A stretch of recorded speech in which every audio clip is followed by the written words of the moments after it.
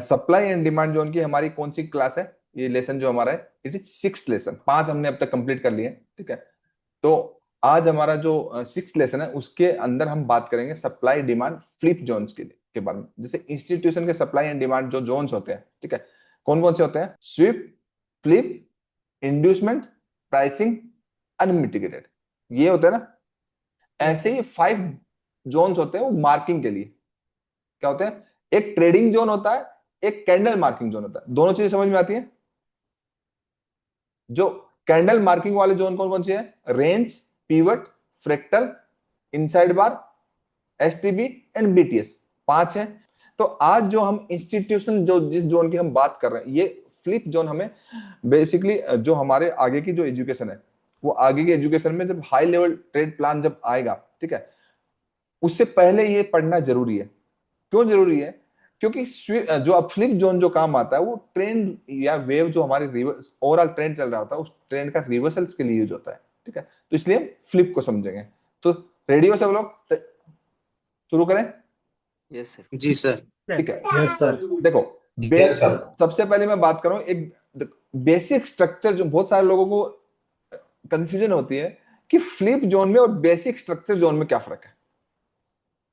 Flip zone में और basic structure zone में, जैसे आप यहां पे देखेंगे, यहां प्राइस ऊपर गया, ऊपर जाने के बाद नीचे आया और फिर ऊपर गया, तो it is break of structure, ऐसे ही है ना? जी सर। जी सर। ठीक है। अब प्राइस क्या करता है, इस जोन में आता है और सीधा का सीधा इस जोन को तोड़ के नीचे आ जाता है, ठीक है। मतलब जो डिमांड थी हमारी वो डिमांड फेल होगी, ठीक है। जो डिमांड फेल होगी तो हम क्या करेंगे, जो एरिया से मतलब हाईएस्ट पॉइंट है उस पॉइंट से नीचे आया एंड डिमांड टूटी है, तो वो पॉइंट स्ट्रॉन्ग जोन हो जाएगा, ठीक है। तो ये जोन हमारा स्ट्रॉन्ग जोन हो गया, बेसिकली ये सप्लाई हो गया। बेसिकली सप्लाई जो स्ट्रक्चर को ब्रेक कर देती है, ये कॉमन कॉमन डिमांड सप्लाई होता है। ऐसा हम चार्ट पे देखते हैं ना कि प्राइस ऐसे हायर हाई बना रहा है, ठीक है, और प्राइस सीधा सीधा डिमांड के नीचे क्लोज हो गया, मतलब सप्लाई कंट्रोल में आ गई। तो हम इस जोन में क्या करेंगे, प्राइस को सेल करेंगे। क्लियर है ये वाली बात? इतना जी क्लियर सर। है? लेकिन यस सर। फ्लिप जोन में ऐसा नहीं होता, ठीक है। फ्लिप जोन इससे डिफरेंट होता है। इससे डिफरेंट कैसे होता है? फ्लिप जोन में सिमिलरली दिखेगा लेकिन थोड़ा सा देखने का तरीका अलग है। फ्लिप जोन में एक चीज होती है, फेयर रिएक्शन। जैसे आपका प्राइस ऐसे ऊपर गया है, ऊपर जाने के बाद प्राइस ने जस्ट एक पुल बैक लिया, अगेन इसका ब्रेक ऑफ स्ट्रक्चर किया। क्या किया है?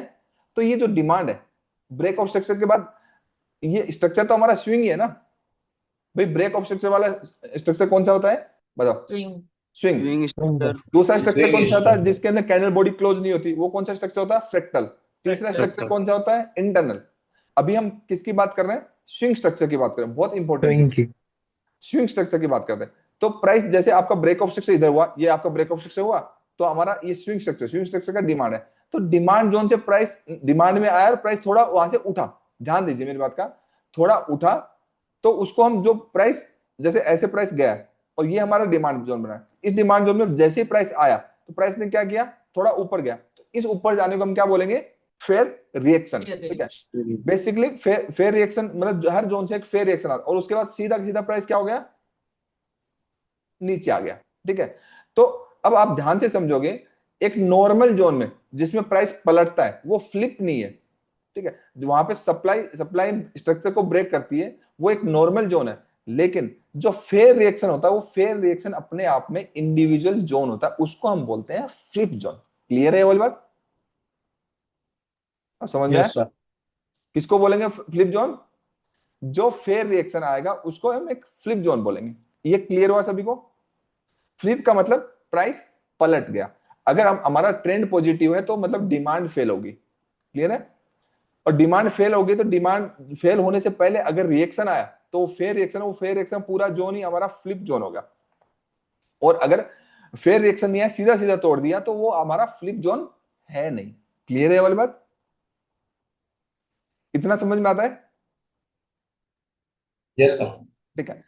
अब एक नेगेटिव एग्जांपल लेते हैं। नेगेटिव एग्जांपल में प्राइस ऐसे लोअर लो बना रहा है, ठीक है। अब लोअर लो बना रहा है तो प्राइस ने क्या किया, ठीक है, सीधा का सीधा इस सप्लाई को रिस्पेक्ट नहीं किया, सीधा सीधा इसके ऊपर क्लोज हो गया, ठीक है। तो जो भी नीचे का जो एरिया होगा वो स्ट्रॉन्ग हो जाएगा, मतलब आपका पहले सप्लाई कंट्रोल में थी तभी तो लोअर लो बना रहा था, लेकिन जैसे डिमांड कंट्रोल में आया वापस ये ऊपर निकल गया। तो ये तो हमारा एक सिंपल जोन हो गया ना। बेसिकली स्ट्रक्चर तो शिफ्ट यहाँ पे भी हुआ। देखो हमारा जैसे ये लोअर लो है, ऐसे लोअर लो है, ठीक है, ऐसे। अब प्राइस ऊपर यहाँ पे जब जाएगा तो इसको भी हम बीओसी बोलेंगे। ये बीओस है ना, तो इसको भी हम बीओस बोलेंगे, क्योंकि यहां भी स्ट्रक्चर के ऊपर प्राइस ब्रेक हुआ। तो ये भी हमारा ब्रेक ऑफ स्ट्रक्चर है। इतना क्लियर है सभी को? इसके बाद जो भी होंगे अंदर होंगे वो इंटरनल आईबोस होंगे। जो फर्स्ट अटेम्प्ट वाला होगा इसको बोस ही बोलेंगे। ये क्लियर है? Yes sir. जी जी सर। ठीक जी है। सर। अब नेगेटिव का फ्लिप कैसे होगा कि प्राइस ऐसे लोअर लो बना रहा है और प्राइस ने जोन से क्या करेगा, फेयर रिएक्शन देगा। फेयर रिएक्शन देगा, सबको लगेगा नीचे जा रहा है, ठीक है, सबको लगेगा नीचे जा रहा है, और उसके बाद एकदम से जोन के ऊपर क्लोज कर देगा, कर देगा। तो हमारा जिस एरिया से जितना फेयर रिएक्शन है वो पूरा का पूरा हमारा क्या है, जोन है। इसको हम 5 टाइप के हमारे जो जोन है, कौन कौन से 5 टाइप के जो मार्किंग जोन है, range, pivot, flip, sweep, sorry range, pivot, हमारा कौन सा inside fractal, bar. Side inside bar, BTS, STB, उसके अकॉर्डिंग क्या कर लेंगे, जोन रिफाइनमेंट कर लेंगे। तो आपको ये मेजर डिफरेंस समझ में आया कि फ्लिप जोन कौन सा होता है। फ्लिप जोन वो होता है जहां से प्राइस का फेयर रिएक्शन आता है, और उसके बाद अगर पॉजिटिव ट्रेंड है तो आपका डिमांड फेल हो जाएगी, प्राइस नीचे क्लोज कर देगा। अगर नेगेटिव ट्रेंड है तो सप्लाई फेल हो जाएगी, प्राइस ऊपर क्लोज कर देगा आफ्टर फेयर रिएक्शन। क्लियर है? तो जो फेयर रिएक्शन आए वही हमारे लिए क्या हो जाएगा, जोन। उस जोन को हम बोलते हैं फ्लिप जोन। क्लियर हुआ? बताओ। जी सर। Yes sir. जी सर। फ्लिप जोन के ऊपर मैं आपकी 2 क्लासेस करूंगा।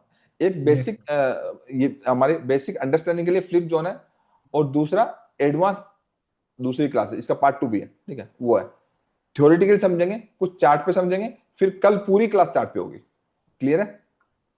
उसके बाद ये एजुकेशन इतनी इंपॉर्टेंट है जिसके अंदर सब कुछ कवर्ड है, liquidity, supply and demand, institutional वाली। It is institutional liquidity supply and demand trading skill development programme. इसको कोर्स नहीं बोल सकता मैं, ये इट इज प्रोसेस। ठीक है, इतना समझ में आ गया कि फ्लिप जोन क्या होता है? ये सभी को क्लियर हुआ यस सर। या नहीं हुआ? जी सर। Yes sir. ठीक है, वेरी नाइस। तो आज हम हमारा 2 चीजें हैं। देखो, इससे पहले हम जितने दिन भी समझ रहे थे हम क्या कर रहे थे, अभी हम थोड़ा चेंज करके कर रहे हैं। इस एसटीएफ हमारा क्या हुआ करता था थोड़े दिन पहले, गोल्ड में 4H, और एमटीएफ हमारा क्या हुआ करता था, अब अभी भी है वो 15 मिनट 15 15 मिनट, और एलटीएफ क्या है 1 मिनट 1 मिनट। 1 मिनट। और यही चीज इक्विटी के लिए क्या है 125 मिनट, 5 मिनट 15 मिनट, और 15 मिनट 15 5। 5 मिनट एलटीएफ मतलब एंटी टाइम फ्रेम 3 मिनट और 1 1 मिनट मिनट। 1 मिनट। क्लियर है? ऐसे ही अगर स्टॉक्स में हम स्विंग ट्रेडिंग करेंगे तो डेली के अकॉर्डिंग क्या हो जाएगा 125, और एंटी एंटी टाइम फ्रेम हमारा कौन सा हो जाएगा 5 मिनट 15 मिनट और 5 मिनट, दोनों बेटर है। क्लियर है? कभी कभी 15 मिनट में मूव मिस हो जाता है तो हम 5 मिनट में देख लेते हैं, तो इसलिए 2 टाइम फ्रेम हम लेते हैं। ये क्लियर है इतना हमारा? ठीक है, अब देखो, हमें हमेशा क्या ऑलवेज स्टार्ट ऑन एसटीएफ और ओवरऑल डायरेक्शन, मतलब एसटीएफ में हमें ओवरऑल डायरेक्शन पता करनी है। क्लियर है? Work your way down for timing and increase refinement. हमें क्या करना है, जो टॉप डाउन हमारा एनालिसिस है, हम रिफाइनमेंट करेंगे ना जोन की, ऐसे अडिक्ट तो नहीं रहेंगे ना। एंड हमें तीसरा पॉइंट कौन सा ध्यान में रखना है, कल जो इंपॉर्टेंट बताया था, हमें हमेशा देखना है सप्लाई कंट्रोल में है या डिमांड कंट्रोल में। क्लियर है? Yes sir. जैसे आज हमने देखा था गोल्ड के अंदर, ये हमारी बात चल रही थी, तो गोल्ड के अंदर कौन कंट्रोल में था, सप्लाई सप्लाई। सप्लाई कंट्रोल में थी, हर जगह सप्लाई कंट्रोल में थी, पूरे दिन सप्लाई कंट्रोल में थी ना। तो मैंने लिख के दिया था ना, तो प्राइस फिर नीचे नीचे जाता रहा, लेकिन यहां से क्यों उठा, बिकॉज ऑफ ये डेली का जोन था, डेली के जोन से एक फेयर रिएक्शन इसने दिया है। ठीक है, बट हायर चांसेस है कि ये अगर इसको नहीं निकाल तो यहाँ तक ये यूं यूं करता रहे। ठीक है, कल के दिन में अगर इसके ऊपर निकल गया तो एक पॉजिटिव मोमेंटम देखेंगे, बट नीचे आएगा तो और दोबारा कल देखेंगे। ये सब चीज छोड़ देते हैं, ये इंपॉर्टेंट है। ये क्लियर है? जैसे हमारा एक डेली का टाइम फ्रेम है, डेली के टाइम फ्रेम में बीओस हुआ। ठीक है, ये सारा आज क्लास हमारे फ्लिप के ऊपर है, सारे के सारे पलटने के ऊपर है, मतलब नॉर्मल के ऊपर नहीं, जैसे इससे पहले नॉर्मल वाली क्लास हो चुकी है ना सारी, सारी की सारी क्लासेस फ्लिप के ऊपर है, क्योंकि लिक्विडिटी को अंडरस्टैंड करना बहुत जरूरी है। अकेले डिमांड सप्लाई से बात नहीं बनती। हम इंस्टीट्यूशनल डिमांड एंड सप्लाई कर रहे हैं, लेकिन लिक्विडिटी को समझना बहुत जरूरी है उसके साथ, क्योंकि नहीं तो ऐसा लगेंगे और फिर टारगेट हिट होंगे। ठीक है, तो ऐसा लगने के बाद तो किसका टारगेट हिट होता है? उसका तो पैसा ही जाता है ना। तो यहाँ पे जब जब सबके ऐसे लगे तभी आपकी एंट्रीज होगी। ठीक है, तो आपका प्राइस ना ब्रेक ऑफ स्ट्रक्चर हुआ, एक डेली का पॉजिटिव ट्रेंड है, समझिए डेली का पॉजिटिव ट्रेंड है। ठीक है, तो पॉजिटिव ट्रेंड जो डेली का है, ठीक है, डेली का पॉजिटिव ट्रेंड में ये हमारा 4 आवर का जोन है। ठीक है, अब 4 आवर का जो जोन है ध्यान से समझिए। ठीक है, डेली हम समझ रहे हैं। ठीक है, जो डेली में ट्रेडिंग जो हम करेंगे, देखो डेली क्या है, नैरेटिव, ओवरऑल ओवरऑल नैरेटिव है ना, लेकिन 4 आवर क्या है डेली के अकॉर्डिंग, मल्टी टाइम फ्रेम है, मतलब 4 आवर के जोन पर ट्रेड करेंगे। लेकिन एलटीएफ क्या है डेली के अकॉर्डिंग, एलटीएफ क्या है, 15 मिनट क्या है, एंट्री टाइम फ्रेम है। सिंपल है ना, क्लियर है ना। जी जी एसटीएफ तो नैरेटिव सेट करने के लिए है, एमटीएफ जो 4 आवर है वो किसके लिए, बायस के लिए है, और 15 मिनट किसके लिए है, एंट्री एंट्री के लिए। ठीक है, इसी तरीके से समझना, फिक्स रूल है। तो जैसे प्राइस ऐसे कर्व्ड होके ऊपर गया तो ये जोन बन गया ना 4 आवर का। हम ये चीजें नैरेटिव डेली टाइम फ्रेम में देख लिया। अब 4 आवर के जोन से प्राइस ने क्या किया, यहां से रिएक्शन दिया, it is fair reaction. Clear है, क्या हुआ, फेयर रिएक्शन। अब प्राइस ने क्या किया, सीधा नीचे आके इसको तोड़ दिया। ठीक है, तो जो फेयर रिएक्शन है वो हमारा एक जोन बन गया।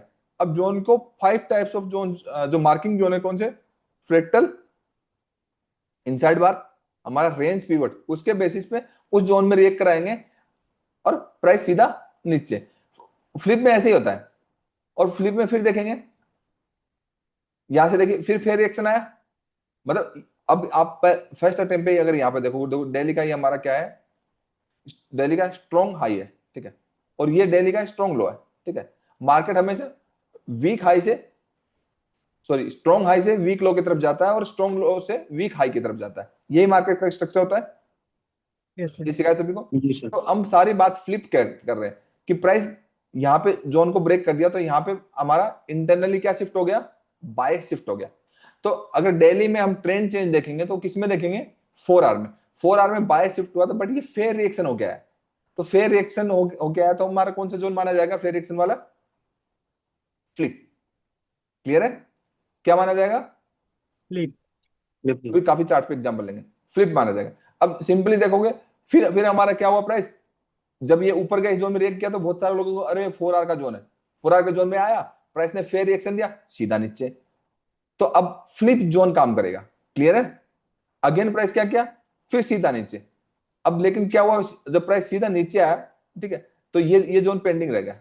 क्या हो गया, इस जोन की पेंडेंसी रहेगी। क्लियर है, इधर ये फ्रेश रह गया। ठीक है, अब प्राइस क्या किया, थोड़ा रिएक्शन लिया, पूरा का पूरा नीचे। अब इस जोन, अब डेली के जोन से प्राइस उठ गया, और अब देखो प्राइस पलटता कैसे, डेली के जोन से उठा, प्राइस ने ऊपर गया, 4 आवर के जोन से रिएक्ट किया, यहां पे जो डिमांड है वो फेल नहीं हुई, प्राइस इस पे सपोर्ट लिया। ठीक है, मतलब एक फेयर रिएक्शन दिया और सीधा सीधा ऊपर। अब ये चीजें पलट गई ना, जो एक ट्रेंड था सप्लाई कंट्रोल में थी, यहाँ पे हमारी क्या थी, सप्लाई कंट्रोल में थी, यहाँ पे क्या कंट्रोल में आ गया, डिमांड कंट्रोल में आ गया। डिमांड डिमांड कंट्रोल में आ गया, एंड डिमांड कंट्रोल में आ गया तो हमारा जोन कौन सा है, 4 आवर का, ये है। इन जोन पे एंट्री कौन से टाइम फ्रेम में होगी, 15 मिनट। इस जोन में जब भी हमारा इंटरनल M15 में जब भी हमारा बाय शिफ्ट होगा, तो 4 आवर की हम बड़ी सी एक वेव खा जाएंगे। 4 आवर के जोन पे प्राइस आया, आने के बाद प्राइस ये जो छोटा सा जोन था जहां पे रिजेक्शन ले रहा था, यहां से एक फेयर रिएक्शन दिया, इसके ऊपर क्लोज कर दिया। यहाँ पे M15 के जोन पे हमने लिया, ये POI है, पॉइंट ऑफ इंटरेस्ट, और मार्केट रॉकेट हो गया।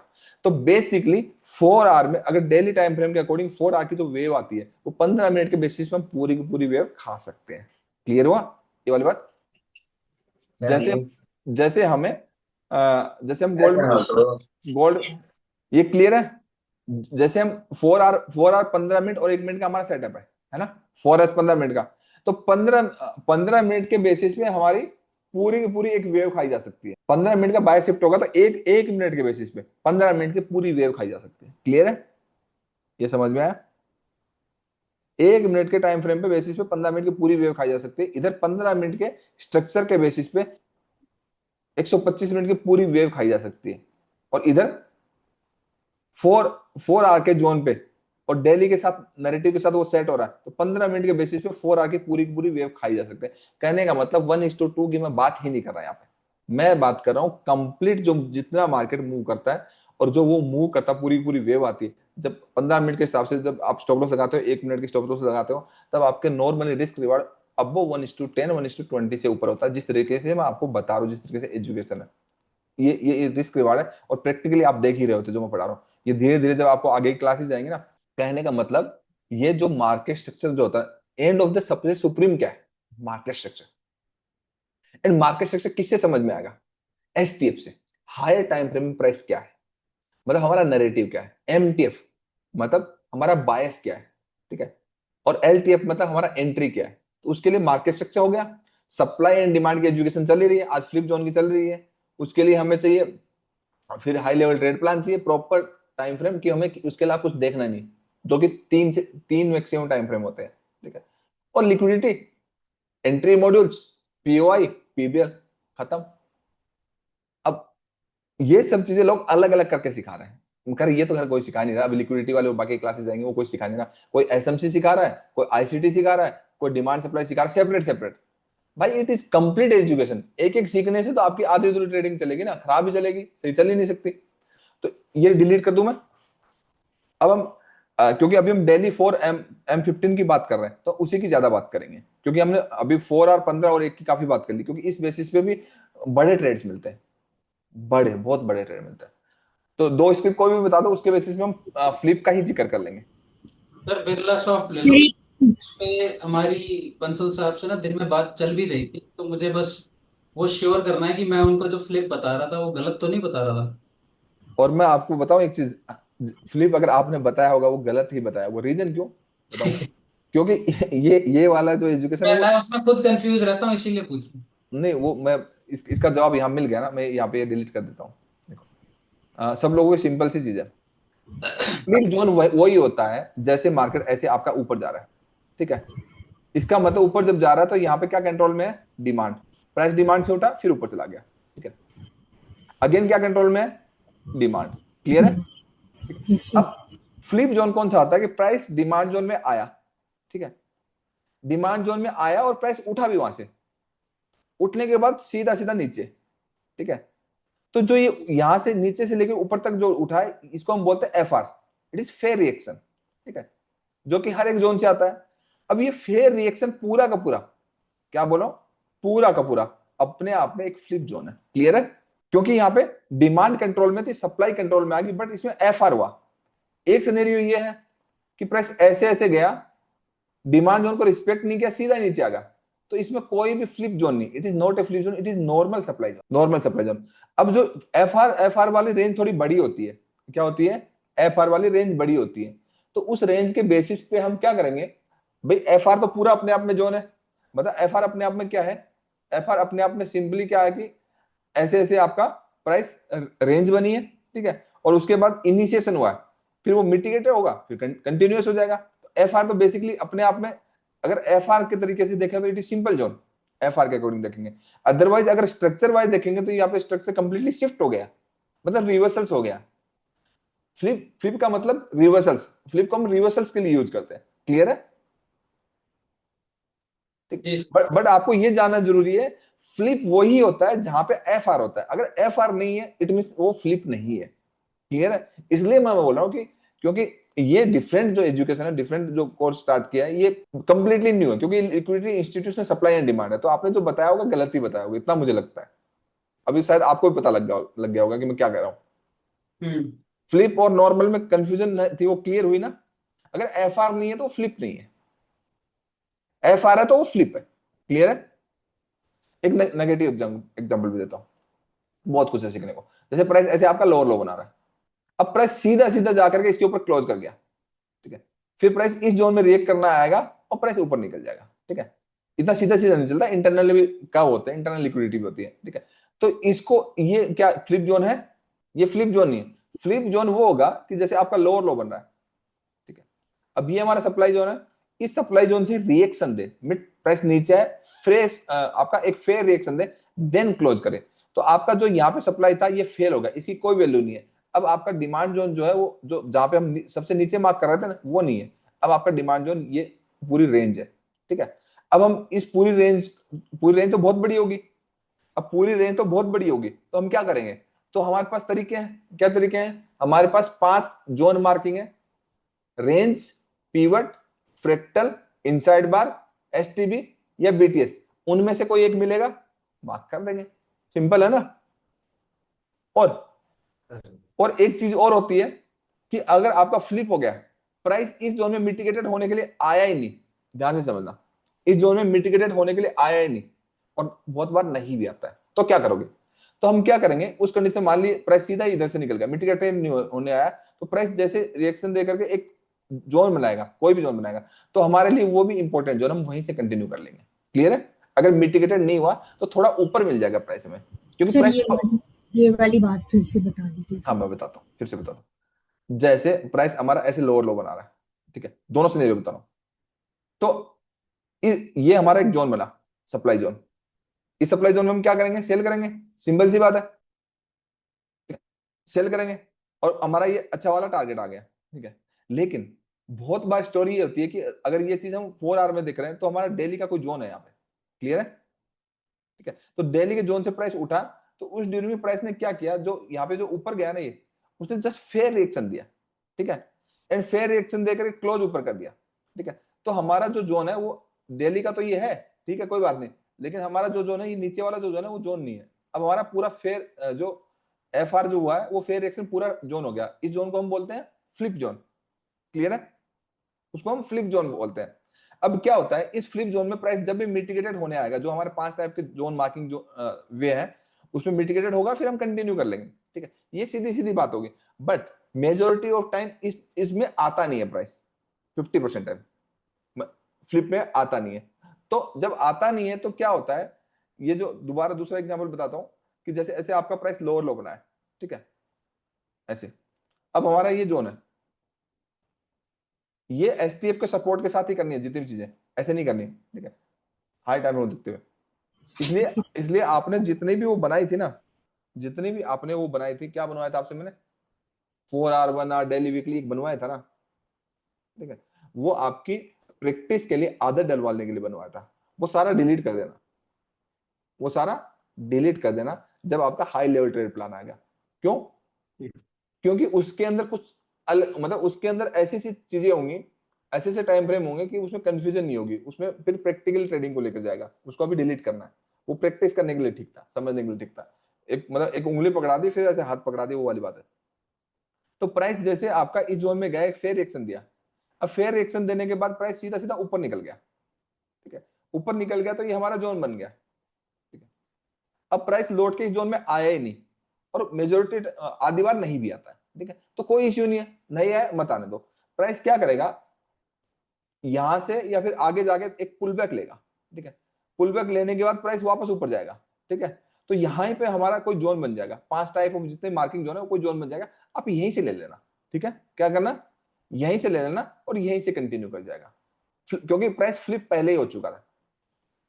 ये क्लियर होगी ये वाली बात sir? Yes sir. Yes sir. मतलब ये मैंडेटरी नहीं है कि प्राइस फ्लिप में आए, क्लियर है, क्योंकि पूरी एजुकेशन लोगों को नहीं होती तो आधी अधूरी चीजों में फंसते हैं, अगर फ्लिप में नहीं आए तो कोई जरूरी नहीं है, वो फ्लिप से ऊपर जाकर के ऊपर भी जोन बना सकते हैं, एक आप सेकंड जोन से ले लो, कोई इश्यू नहीं है, बट फ्लिप हो गया तो बायस शिफ्ट हो गया, फिर तो आपका बहुत लंबा ट्रेड है, अगर सेकंड से लिया तो आपका लंबा ट्रेड है, ये समझ में आती है ना, फ्लिप में आए या ना आए मैंडेटरी नहीं, आएगा तो करेंगे, नहीं आया तो उससे ऊपर जो बनाएगा सेकंड उसमें करेंगे, आधी बार सेकंड से करेगा, आधी बार प्रॉपर फ्लिप में आएगा, ये मैं अपने एक्सपीरियंस के से बता रहा हूं आपको कि हमेशा फ्लिप में नहीं आता है, चार्ट पे जब आपको देखोगे तो आइज अपनी ट्रेन करोगे तो आपको मालूम पड़ जाएगा। तो ये जो डेली 4 आवर जो 15 मिनट का एंट्री मॉड्यूल है ना, डेली 4 आवर का सेटअप है, ये स्विंग ट्रेडिंग के लिए बेटर है, इसके लिए इसलिए मैं अभी मैंने इंट्राडे के लिए काफी डिस्कस किया, अभी आगे चल के इंट्राडे के लिए बहुत डिस्कस करेंगे, अभी स्विंग्स के लिए, तो ये बेसिकली स्विंग्स है, तो ऐसे स्विंग्स में आप क्या करोगे, स्टॉक्स में करोगे तो क्या करोगे, डेली के साथ किसको कंबाइन करोगे, 125 मिनट, फिर एंट्री केस में प्लान करोगे 15 मिनट या 5 मिनट, तो आपको सूटेबल लगे, 15 मिनट ज्यादा बेटर होगा मेरे हिसाब से, पर 15 मिनट में क्या होता है, बूम मिस हो जाते हैं, 15 मिनट में बूम मिस हो जाते हैं, लिमिटेड ट्रेड मिलेंगे, मतलब जब बनेगा तो ही मिलेगा, हर कहीं तो मिलेगा नहीं, प्राइस बीचों बीच चल रहा होगा तो वेट करना पड़ेगा, लेकिन जो मिलेंगे वो आपको रिस्क रिवार्ड आपको मालूम है कि क्या मिलेंगे, वो तो रुकने वाला था है नहीं, मतलब बहुत अच्छे रिस्क रिवार्ड होंगे 1:20 1:30 के अब, ठीक है। ये अच्छे से क्लियर हुआ theoretically? Yes sir, means sir कि जो नया जोन फॉर्म होगा उसी को कंसिडर करेंगे, Yes. अगर फ्लिप नहीं हुआ तो। हाँ, जैसे प्राइस आपका ऐसे से नेगेटिव चल रहा है, ठीक है, प्राइस इस जोन में आया यहाँ पे, ठीक है, प्राइस ने एक फेयर रिएक्शन दिया तो ऊपर निकल गया, तो ये हमारा एक फ्लिप जोन बन गया, ये फेल हो गया, ऊपर वाला सप्लाई फेल हो गया, डिमांड कंट्रोल में आ गया। अब हम क्या Yes. एक्सपेक्ट करेंगे, इस जोन में आए और हम ऊपर गिर ले जाए, ठीक है, बट प्राइस नहीं आएगा। उस कंडीशन में क्या करेंगे कि जैसे हमारा प्राइस फ्लिप हो चुका है तो प्राइस जस्ट एक पुल बैक लेगा, पुल बैक लेने के बाद प्राइस ऊपर जब जाएगा, जो जोन बना वो सेकंड उसी जोन में हम ले लेंगे, प्राइस यहीं से कंटिन्यू कर लेंगे, कोई जरूरी नहीं यहाँ तक आए, it is not a mandatory. ये पूरी बात है, ये मैं आपको पूरी बात बता रहा हूँ, ठीक है। यस सर, मजा आ रहा है सभी को पढ़ने में? यस सर, जी सर। बाकी लोगों को बताओ। Yes sir. ठीक है, सर जी सर तो जैसे कोई स्टॉक बताओ, उसका एग्जाम्पल लेते हैं। सर मैक्रो टैग डेवलपर, ठीक है, LODHA बस लिख दीजिए सर, स्पेलिंग बताना। LODHA। Hello, Lodha developers, yes yes sir, ठीक है। डेली के टाइम पे। दिल्ली में देखेंगे यस तो दिल्ली का मार्केट स्ट्रक्चर का सिंपल ही दिख रहा है, तो दिल्ली का इधर इधर देखोगे तो ये हाई है दिल्ली का एक, और नियरेस्ट एक लो ही है, तो इसके जो करना है इसके अंदर ही करना है, ठीक है, जो करना है इसमें ही करना है, ठीक है। और अभी तक तो इसमें बाइंग तो कुछ बनी नहीं है, टॉप से प्राइस है, अगर आपको इसमें अगर स्विंग्स करना हो तो कैसे करोगे, मतलब फ्यूचर में सेल भी कर सकते हो, बाय भी कर सकते हो, सिंपल है, ठीक है। तो यहाँ पे अगर देखोगे तो 125 मिनट में क्या स्टोरी हुई है, ध्यान से समझो। अब हम जो शिफ्ट होंगे वो 125 मिनट में होंगे ना, बेसिकली हमें एक स्ट्रक्चर मिला है, दिल्ली का साइडवेज स्ट्रक्चर मिला है, क्लियर है। तो 125 मिनट में जाएंगे तो प्राइस जब चेंज हुआ था, ठीक है, अब आप ध्यान से देखो, आप क्या करो, ब्रश चलाओ, ऐसे प्राइस था, ऐसे यस सर, ऐसे ऐसे ऐसे और ऐसे, इट इज मार्केट स्ट्रक्चर, ऐसी है ना, यस सर, क्लियर है, यस सर, ठीक है। अब ध्यान से देखो, अब जो, क्योंकि इधर एक इंपॉर्टेंट स्विंग हाई था, तो इस स्विंग हाई इसलिए देख रहे हैं, तो आप प्राइस को देखोगे तो यहाँ हमारा 125 मिनट में एक जोन था यस सर, इस जोन से हमारा एक फेयर रिएक्शन आया, यस सर, आया ना, लेकिन फेयर रिएक्शन के बाद प्राइस क्या हो गया, नीचे आया सर, नीचे क्लोज हो गया। अब नीचे क्लोज हो गया तो क्या हो गया, हमारा ट्रेंड शिफ्ट हो गया।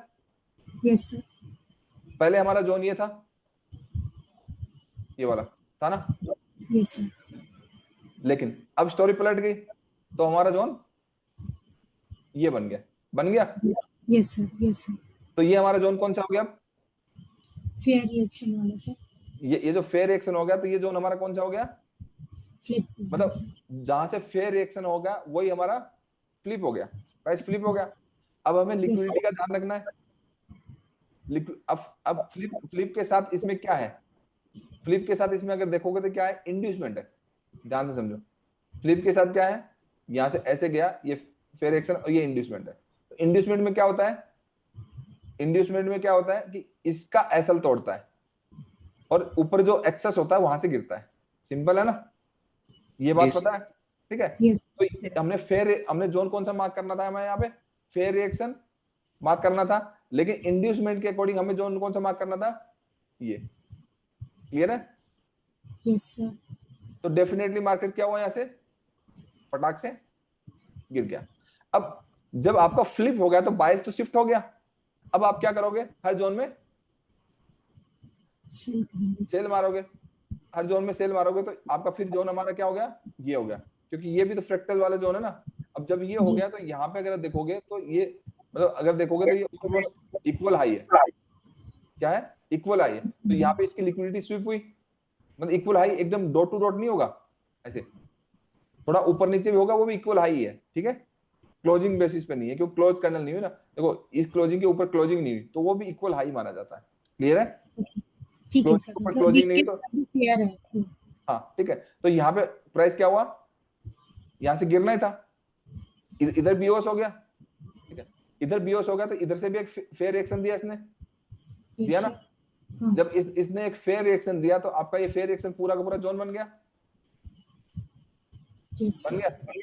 Yes, sir. अब जोन बन गया, तो कल इसको आपने यहाँ जब जोन बन गया तो फिर जब फ्लिप जोन में आया, इसमें थोड़ा इंड्यूसमेंट भी था, तो यहाँ पे लिक्विडिटी स्विप भी हुई, आपने कल इसको ले लिया होता तो गैप डाउन खुलना ही था, ये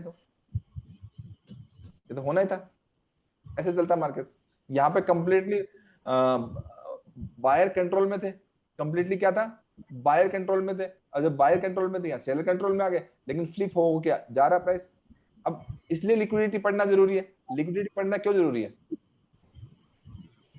क्योंकि मार्केट रिटेल ट्रेडर के स्टॉप लॉस लेने के बाद ही मूव करता है, तो हमें तो मालूम है ना कि हम ट्रेड ही लिक्विडिटी स्वीप की बात करेंगे, करते ही नहीं है, ठीक है। ब्रेकआउट ब्रेकडाउन ट्रेडिंग नहीं होती, ब्रेकआउट ब्रेकडाउन जैसा कुछ होता ही नहीं, वो बड़े चार्ट पे बड़ी स्टोरी होती है, एसटीएफ जरूरत नहीं होती, ब्रेकआउट ब्रेकडाउन ट्रेडिंग की जरूरत ही नहीं होती, वो होता ही नहीं ऐसा कुछ। ब्रेकआउट ब्रेकडाउन के चक्कर में रिटेल ट्रेडर पता नहीं कितना पैसा अपना गंवा रहे, हर वेव का हाई टूट जाए लो टूट जाए, ऐसा नहीं होती ट्रेडिंग। इंस्टीट्यूशन का दिमाग कुछ और है। ये जो चल रहा है ना, देखो फ्लिप आपका यहाँ पे जो इतना आराम से चला है ना, और उसके बाद जो झटका दिया, ऐसा इतना आराम से क्यों चला, it is buy before sell, मतलब इंस्टीट्यूशन ने बाई किया, रिटेल ट्रेडर सब फंस जाएंगे, अब तो ऊपर चला जाएगा, और उसके बाद झटके से क्या नीचे लेके आए। तो इंस्टीट्यूशन के माइंडसेट के साथ हमें करना है, इसलिए तो आपको लिक्विडिटी भी पढ़ा रहा हूँ, institution supply and demand, market structure भी, हाई लेवल ट्रेड प्लान भी, पॉइंट ऑफ इंटरेस्ट भी, मतलब कुछ भी नहीं है, कुछ भी ऐसा नहीं है कि जो कवर्ड नहीं है इस कोर्स में।